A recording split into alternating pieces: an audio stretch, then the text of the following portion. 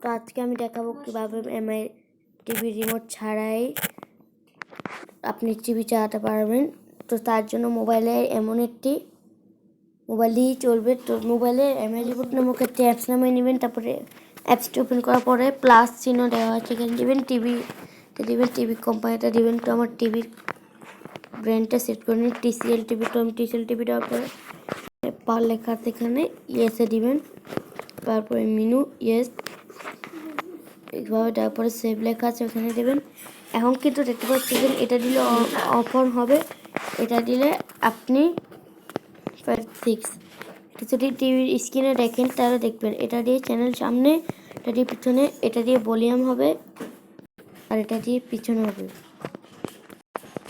তো এটাই ছিল আজকের উদ্দেশ্য। তো আমার সাথে আবার থাকবেন, ধন্যবাদ। আমার চ্যানেলকে সাবস্ক্রাইব করবেন, লাইক ও কমেন্ট করবেন।